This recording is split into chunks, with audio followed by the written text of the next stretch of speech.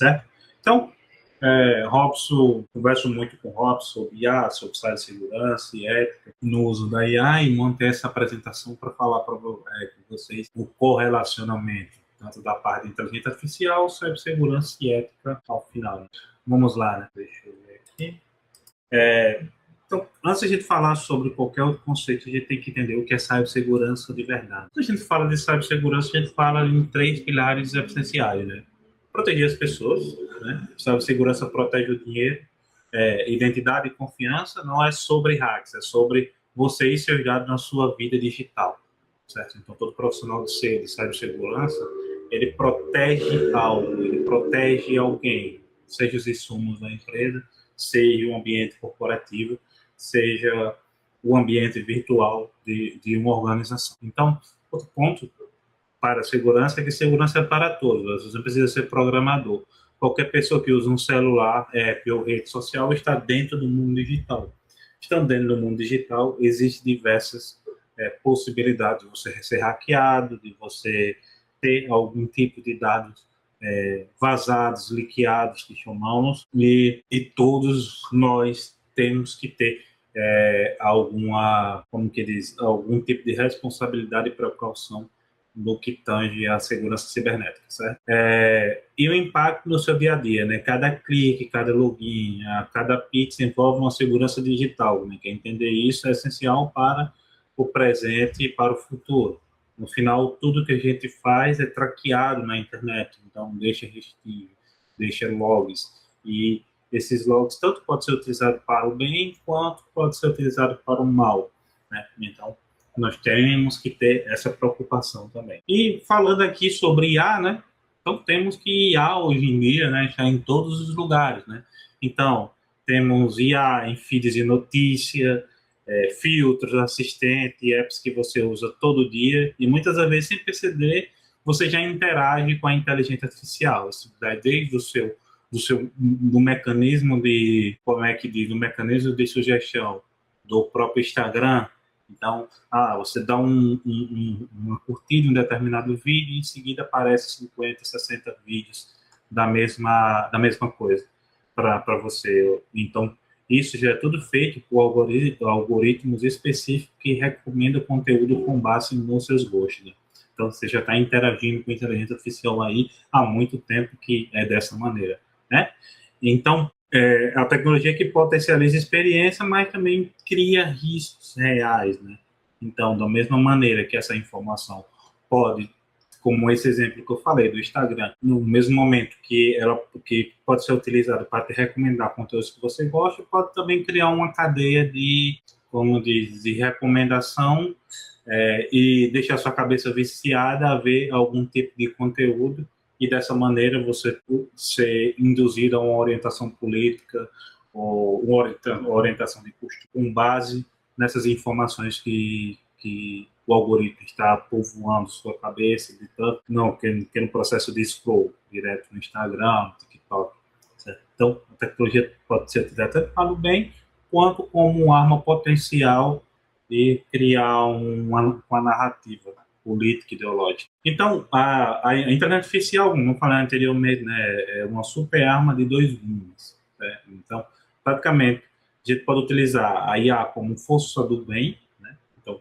pode utilizar a inteligência artificial para diagnóstico médico, automação na educação personalizada, segurança preditiva, né?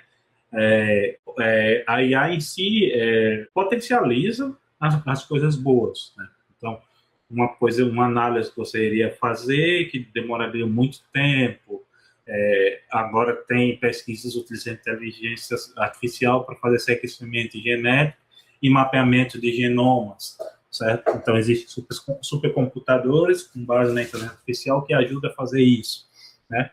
Mas também há a parte do mal, né? Que hoje em dia está uma onda de deepfakes, né? Aquele momento que você tira sua cara e coloca uma cara falsa, a cara do Lula, do Bolsonaro, na campanha aí, a gente vai ver o que vai acontecer.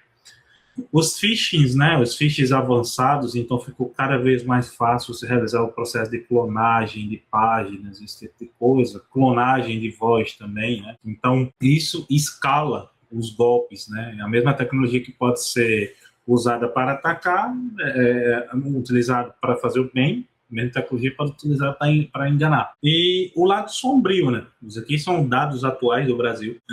No Brasil, deepfakes no Brasil, os números assustam, né? Então, essa pesquisa da Sansub trouxe alguns dados alarmantes, especialmente esse ano, que é ano de campanha.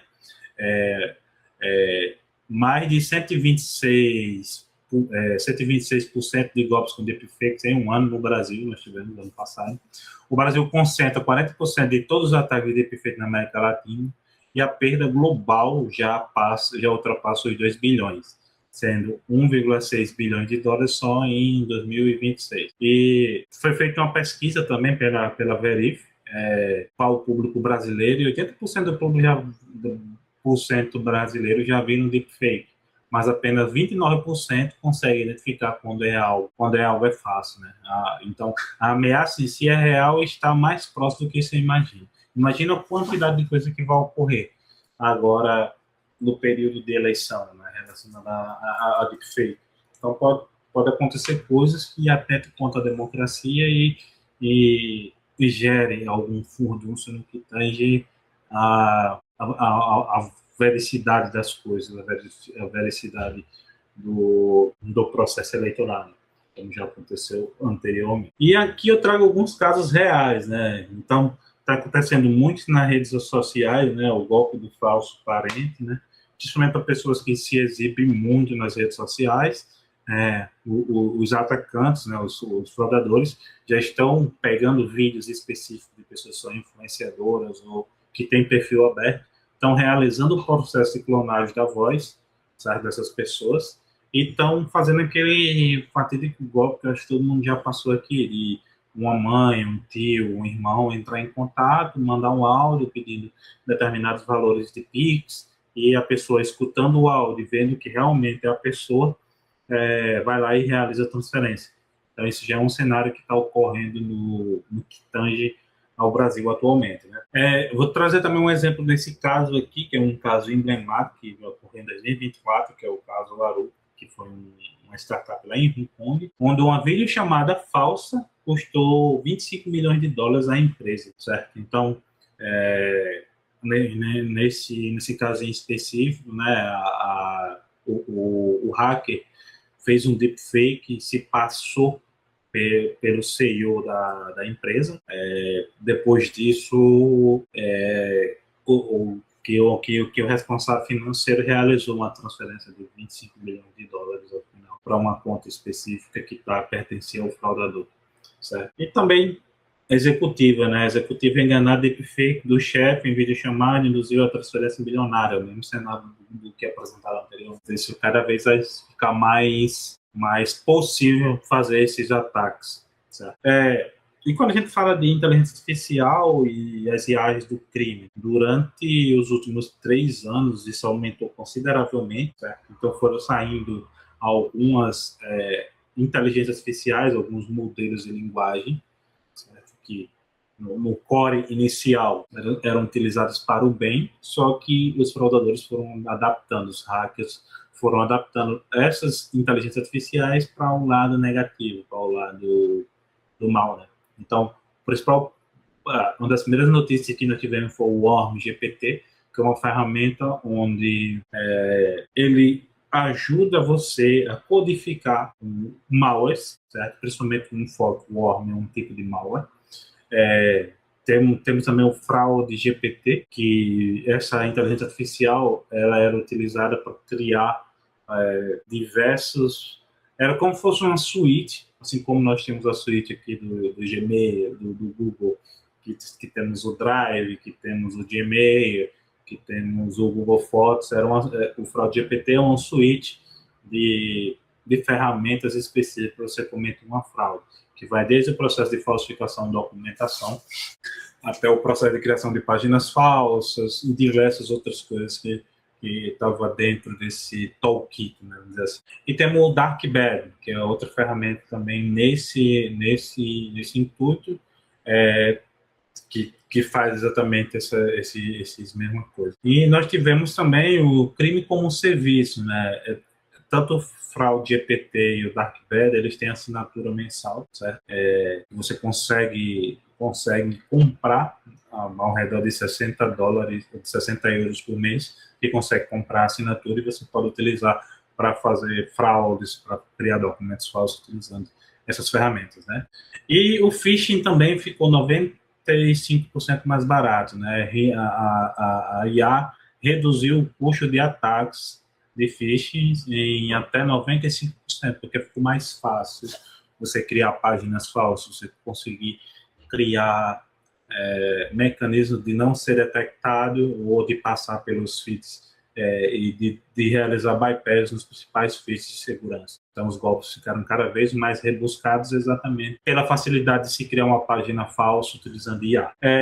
E na parte de segurança ofensiva, né, nós temos hoje em dia, está se popularizando, não sei se vocês viram que a Anthropic lançou o modelo Mythos, e saiu uma notícia, acho que foi ontem, que o modelo Mythos, um dos chefes lá da defesa da inteligência americana, falou que, do FBI, no caso, foi da CIA, agora não me recordo bem, que o Cloud Mythos, que é praticamente o modelo mais avançado, junto com o Fable, da Anthropic, eles conseguiu, por exemplo, conseguir invadir todos os sistemas não classificados, em horas, em coisas de 2, 3 horas, ele conseguiu invadir os sistemas de informação não classificada dos Estados Unidos. Então, isso é o poderio atual que a Anthropic tem com essas ferramentas, né? Então, hoje em dia, existem ferramentas exclusivas para você realizar o processo de teste de intrusão, com ataques 90% autômato, né?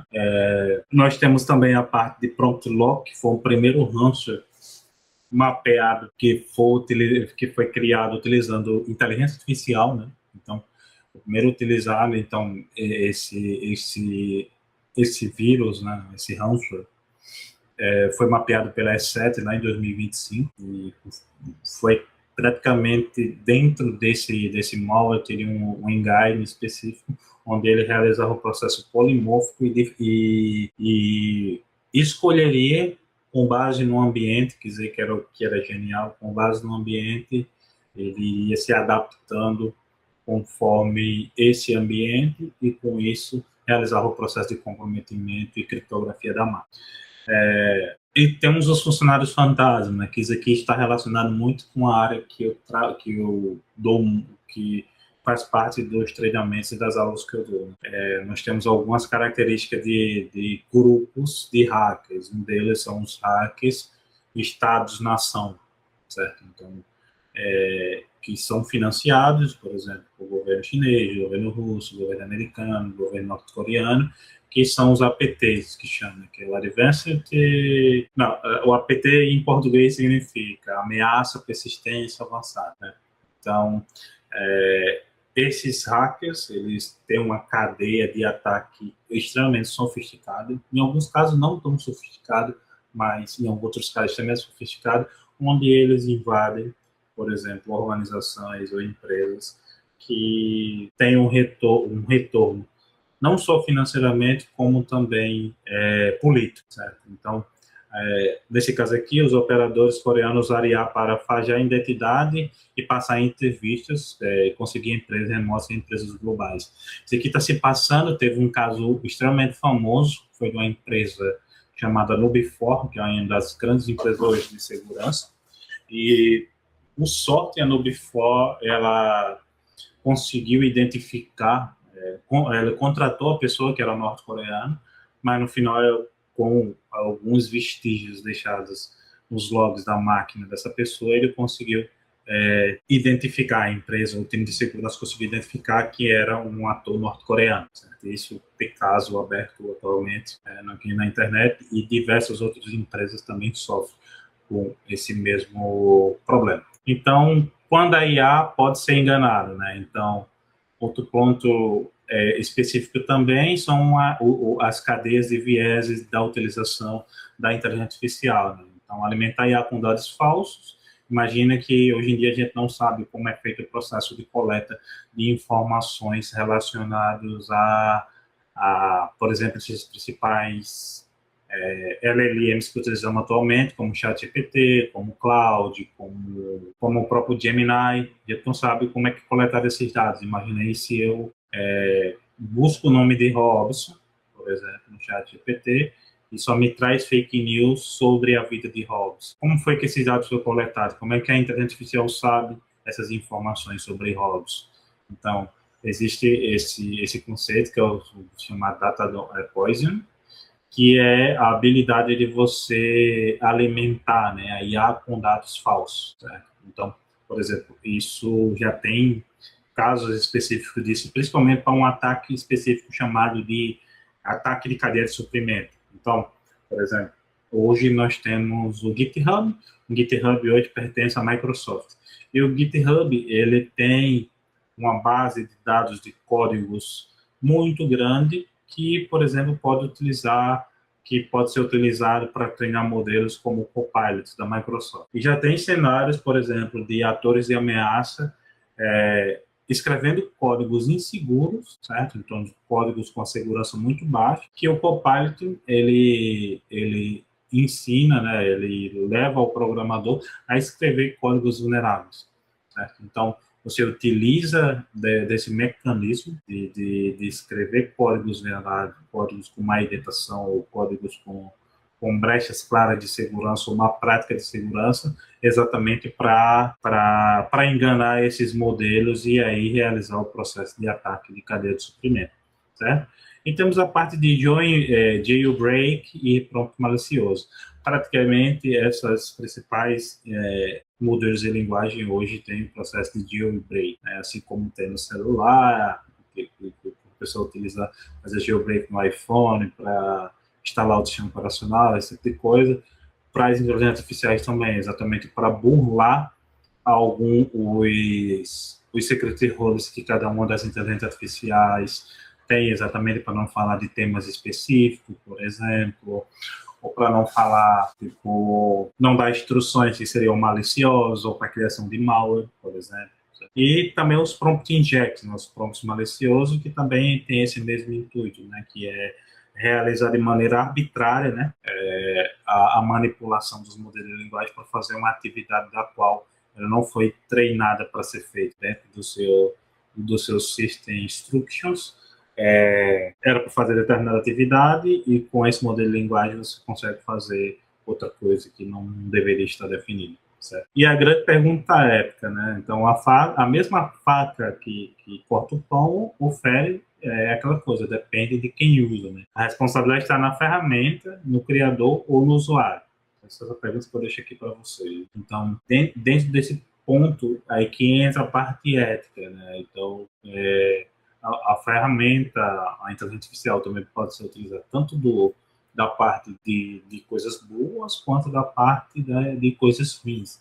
E tudo isso depende da pessoa que tá utilizando e qual o intuito que ela tá fazendo, né? Então, no final, não há resposta pronta, mas há um convite urgente ao pensamento crítico de como você vai utilizar essas inteligências artificiais. E eu não poderia deixar de falar sobre ética sem se falar a parte da inteligência artificial voltada ao meio acadêmico, à ciência em si, que isso é uma das coisas que até vocês que são estudantes têm que muito se ligar do ponto de vista ético de como vocês estão utilizando a inteligência artificial, né? Então,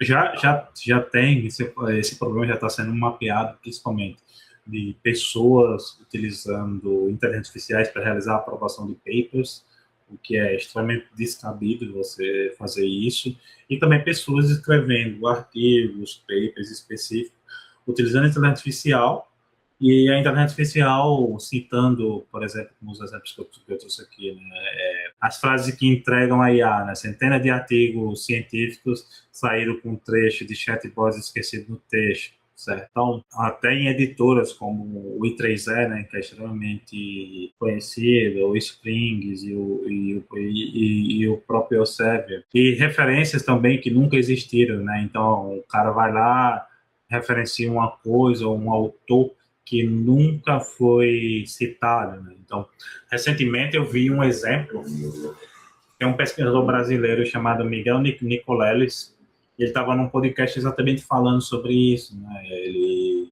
pegou um artigo, ele é uma das maiores referências em neurociência do mundo, e ele falou que um colega dele de trabalho falou: esse artigo seu eu nunca tinha visto. Aí, um artigo específico, ele sabe, porque eu nunca escrevi. Aí descobriram que um dos artigos que esse pesquisador estava revisando era exatamente um artigo onde citava o professor Miguel Nicoleles em um artigo que ele nunca falou, né? Ele nunca escreveu, certo? Então, podemos falar também da parte de privacidade, né? O preço invisível do grátis, né? Então, só o ponto, seus dados são a moeda, né? Então, a app gratuita, eles coletam diversas informações que podem ser utilizadas para treinar esses modelos, como também para entender sua etapa de consumo, ou seja, sua ver de consumo ou viés ideológico. Então, temos também a parte da LGPD e seus direitos. A LGPD é a Lei Geral de Proteção de Dados aqui do Brasil, né? Onde garante, né, que a gente saiba quais são os dados que são coletados, pedir a exclusão desses dados e revogar o consentimento, certo? E a consciência digital, né? Antes de aceitar os termos de condição, eu acho que ninguém aqui lê os termos de condição, pergunto o que eu estou entregando de dados para esse provedor de serviço, de e-mail. Por exemplo, saiu uma notícia recentemente, não sei que quem já jogou Pokémon GO. Eu recentemente jogando Pokémon GO aqui. E no Pokémon GO, que é feito por uma empresa chamada Niantic, e eu vi uma reportagem recentemente que a Niantic praticamente conseguiu, através do Pokémon GO, realizar um scan 3D da Terra quase que completo, exatamente pelo fato de pessoas que ficavam jogando Pokémon GO, certo? Então, a pessoa às vezes tirava uma foto, tira uma foto de frente de tal prédio específico. A pessoa ia lá, tirava foto, do nada, ganhava uma moeda, ganhava um Pokémon. E isso foi pulverizando a empresa, né? Pulverizando a base de dados da empresa, que no final a gente sabe que pode ser utilizada tanto para coisas boas, que realmente seria fazer o processo de mapeamento geográfico, como para coisas ruins, que é o mapeamento de privacidade das pessoas, ou também como utilizar como força militar, certo? Então, imagine isso na mão dos Estados Unidos ou de outro país, outra potência militar ou tecnológica. Essas informações podem ser utilizadas como informação de inteligência para mapear todas as pessoas que estão utilizando, que estão jogando esse jogo, certo? Então, outra coisa, como eu já falei anteriormente, né, o abuso à imagem e o consentimento, né, de fakes íntimos não consensuais são crimes de violência digital, a imagem falsa causa danos reais e irreversíveis a pessoas reais, né? Então, a responsabilidade e empatia são inegociáveis no uso da tecnologia. É um crime previsto no Código Penal, né? E atualmente já está ocorrendo casos de fake news, então a pessoa faz montagem específica, principalmente com famosas, eu acho doentio esse tipo de coisa, que a pessoa utiliza, faz um deepfake, coloca a cara da pessoa e a pessoa está nua ali na imagem, certo? Então, isso já é coisas que estão acontecendo utilizando deepfake. E tem um termo, né, que a gente está utilizando bastante, que é o chamado Human in the Loop. O que acontece? Muita gente está utilizando inteligência artificial de maneira mais, como que diz, sem nenhum tipo de revisão, certo? Então, foi necessário criar um termo que é o chamado Human in the Loop, que é manter o controle humano, é essencial. Por que é essencial? Exatamente porque existem coisas específicas, por exemplo, assim, a quantidade de tokens, que chama a quantidade de parâmetros que uma determinada inteligência artificial tem, ela é extremamente limitada. E é limitada exatamente por um conceito relacionado ao treinamento desses dados e também para um contexto de físico, que é a quantidade de servidores que realizam esse processamento, certo? E nossa cabeça em si, ela tem quase que sinapses infinitas da quantidade de coisas que a gente pode pensar e ideias que a gente pode ter. Isso a inteligência artificial nunca terá. Certo? Tem até conceitos dentro, agora me esqueço, tem um pesquisador dentro da área de filosofia computacional, eu acho que é assim que chama, que ele estuda exatamente isso, uma máquina ela nunca vai ter a capacidade de pensar como um ser humano. Então, existe esse conceito que é praticamente realizar o processo de aprendizado supervisionado, né? Então, com um homem ali no meio, exatamente para que a IA não delire e traga, pelo menos, resultados satisfatórios. Tem também a parte de decisões automáticas, né? Algoritmos que tomam decisões sobre o emprego, crédito e justiça, muitas vezes de forma opaca, sem explicação. Isso também já está sendo utilizado, principalmente por mecanismos que não leva em consideração outros aspectos importantes para dar, por exemplo, alguma decisão judicial, por exemplo. Então, no final, a gente tem que fugir dessa premissa aqui, que é quando a máquina decide por você. Isso aqui que é o real problema, certo? Então, a gente nunca pode deixar a máquina decidir a fazer uma tarefa, a tomar uma decisão por nós. Certo? Então, qual é o papel, né? Então, o nosso papel como utilizador dessas ferramentas é verificar antes de compartilhar, antes de repassar qualquer informação, checar a fonte, desinformação e golpes se espalham pela pressa. Pare, pense, confirme antes de clicar ou encaminhar. Certo? No ano eleitoral, a gente vai ver muito disso. Desconfie do urgente, né? Mensagem que criam pânico, pressa, são técnicas clássicas de manipulação digital. Se parece urgente demais, é sinal de alerta. Respire e analise com calma. Certo? E seja um defensor digital. Use seu conhecimento para proteger quem está ao seu redor e orienta amigos e famílias, denuncie conteúdos falsos que construam um ambiente digital mais seguro e ético. E cibersegurança como carreira. Não sei se tem alguém aqui que quer seguir nessa área de cibersegurança. É uma das áreas que está em alta aí, né, há muitos anos e remunera muito bem, obviamente. E boa remuneração quer dizer muito mais trabalho, muito mais dor de cabeça, mas é isso, certo? Então, o Brasil e o mundo enfrentam a escassez de profissionais bons de cibersegurança. São mais de 750 mil vagas abertas na América Latina e a demanda cresce com a expansão da IA. Né? Os salários são competitivos e oportunidades em todas as áreas da economia. Então, praticamente, recentemente eu dei uma palestra, um evento de segurança, que era contando exatamente isso. Cara, 4% das empresas têm um faturamento, ou não era? Era 4% das empresas do Brasil têm um faturamento acima de 300 milhões de reais, certo?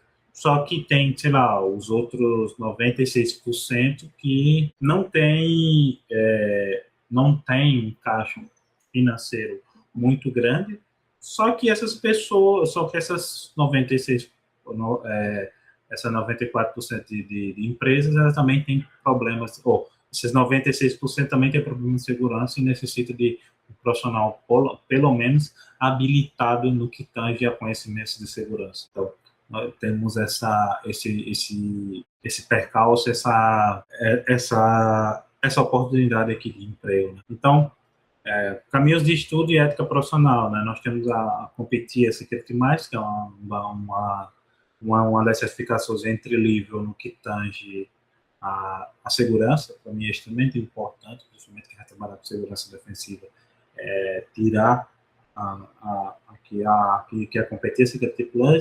Nós temos a CEH, que é a Certificado Ético Hacking, e cursos técnicos são os pontos de entrada. Né? Então, aqui no Brasil existem diversas escolas específicas ou diversos cursos intensivos específicos para se utilizar, para se atualizar e para aprender sobre segurança, certo?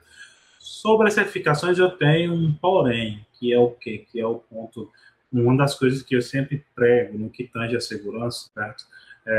E isso outros profissionais também levam em consideração, que segurança ela é uma área de carreira transitiva, certo? O que seria isso? Seria, por exemplo, você começa a trabalhar como programador, certo? Ou como suporte de informática, ou como qualquer outra carreira inicial de TI, e você depois migra para a segurança, certo? Então, eu sempre penso dessa maneira, exatamente porque eu vejo que há uma necessidade de o profissional de segurança ter uma bagagem de outros conteúdos, de outros dados, de outras visões empresariais ou skills sociais que você entrando diretamente dentro da área de segurança você não vai ter, certo? Então eu vejo isso como uma possibilidade. Então quem gosta de segurança, em vez de procurar um estágio logo, vou procurar um estágio em cibersegurança, se puder trabalhar como suporte, como propriamente programador, analista de dados, e depois realizar o processo de transição de carreira para segurança, seria bem interessante, porque tanto o conhecimento adequa, né, se aproveita, quanto também a questão das habilidades sociais. Por exemplo, um cara que trabalhou, sei lá, 2, 3 anos do suporte, ele vai ter muito mais casca profissional em lidar com pessoas, lidar com processos, do que um cara agora que se formou, por exemplo, em defesa cibernética e entrou no mercado agora para trabalhar com cibersegurança, certo? Então, a malícia ali por trás, a skill social que a pessoa desenvolveu conta muito para você ter uma carreira de sucesso dentro de cibersegurança, certo? Então, é isso. Para finalizar aqui, o futuro está em suas mãos. Robson, vou dar só um tempinho aqui para mim buscar uma água e já volto, beleza? Eu já respondo as perguntas. Não, beleza. Está dando microfone, peraí. Não, beleza.